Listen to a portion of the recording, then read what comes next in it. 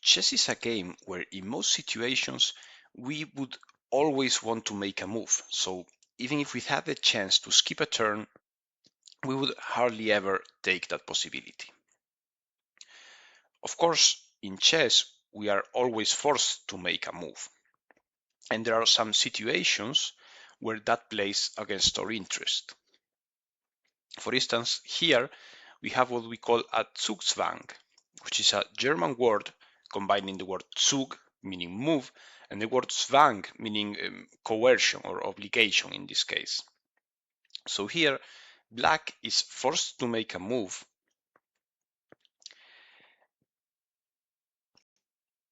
and you will notice that the bishop is pinned, so it cannot move, and any move they decide to do with the king leads to losing the bishop. So either like this or like that.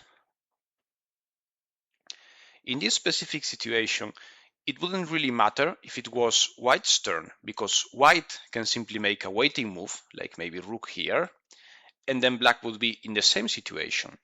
But if black could just keep waiting forever, never making a move, they wouldn't have to give away this bishop.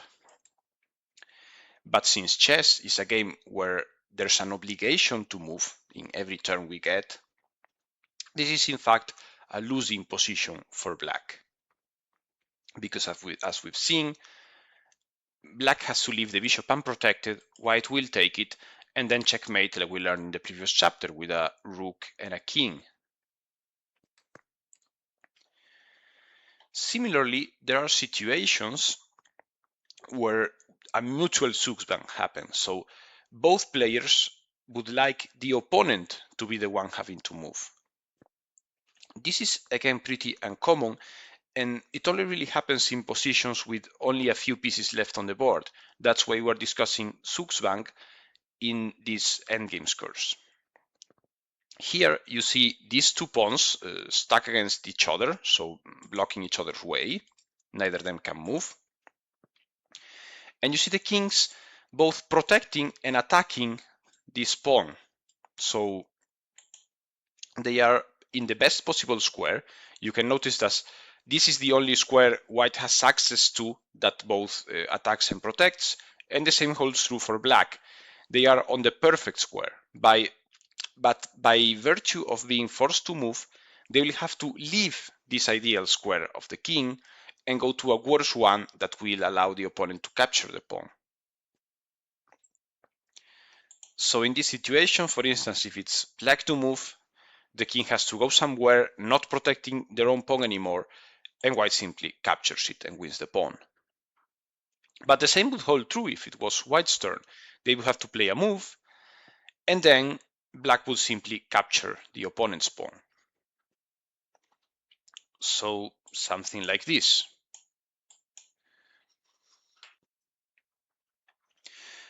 You see, in fact, this type of situation all the time in king and pawn endgames, because it happens most often to pieces with a short range motion.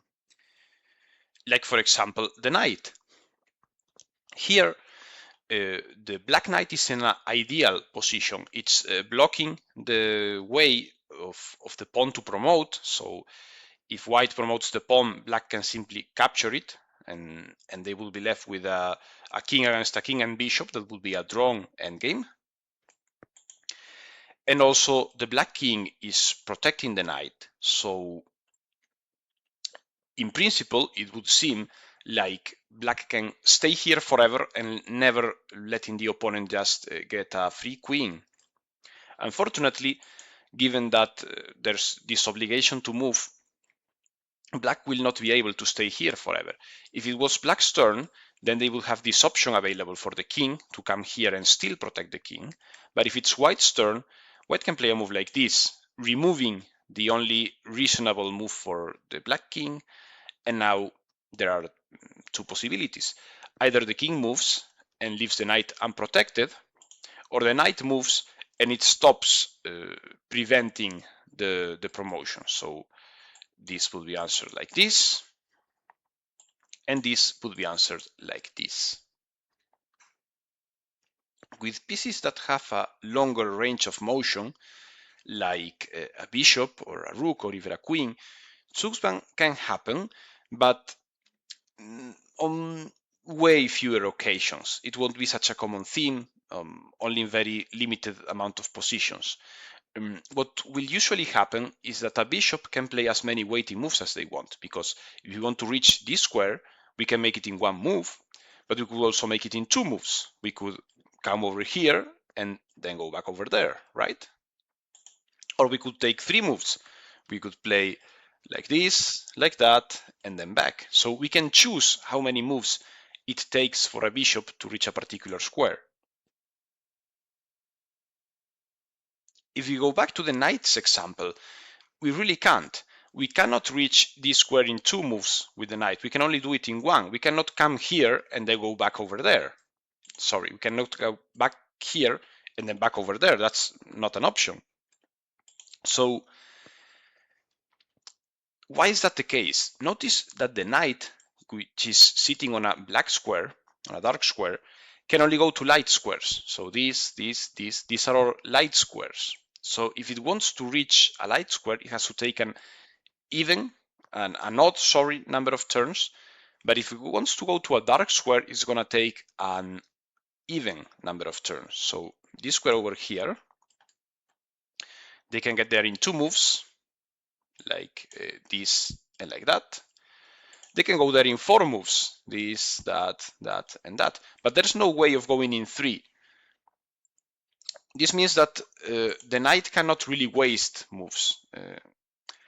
They cannot play the type of moves that a bishop can play, like coming here in two moves, so like this and going back. So as you can see in this example with the bishop, there's really no way to make it leave the control of that square. So black can go like this, and it can come here, and it can even come the other way, and there isn't really anything white can do to kick that bishop away. Of course, there are situations where it would, but in most of the time you won't see that happen. So maybe here we can add the help of the king, and now we can, even though this way would be blocked, the bishop still has a second diagonal to move, so not really a big problem. So as a final example, what happens with the pawn? Because it's also a short range piece, right? It can only move one square at a time. Well, it would seem that the pawn keeps getting in Zugzwang all the time, and it does happen, but there's one situation where we can avoid a Zugzwang. So in this situation, you see the white pawn on the second rank versus a black pawn on the third rank, so the sixth, the third from their perspective. And here, pawns on the second rank are usually an asset in this type of endgames because they get the chance to choose whether they want to push two squares or just one square. So in this situation, that matters because you see we have the same type of mutual Zugzwang that we saw a few examples ago. So we will see in this position, if you recall. And here we have the same thing, but with these extra pawns. So how can we use them to our advantage? So let's say it's white to move and we push the pawn two squares forward. Now black can push their own pawn like this, and we are in Zugzwang. We have no longer any pawn moves. We have to move the king, and we lose our central pawn. However, what would happen if we play just one tiny step instead? Now, black, of course, shouldn't move the king because that would basically stop the defense of this pawn right here, sorry. So their only choice is to play their side pawn. But now it's white's turn and we can play like this again. So we did it in two steps. And you see that black is now in Zugzwang. So this is basically the endgame version of why you shouldn't carelessly move your pawns around, because even when we are not dealing with castling and attacks, having a pawn on the second rank, on its starting position, can still be an advantage in lots of situations. Okay, so This has been it for this brief introduction to Zugzwang. There are, of course, many more complicated situations. And in fact, in the next chapter, we will study a special type of Zugzwang, that is king opposition, that happens all the time in king and pawn endgames. And it allows our king to get more space and kick the enemy king away from a defending position. I hope you've enjoyed it, you find it useful, and see you in the next chapter.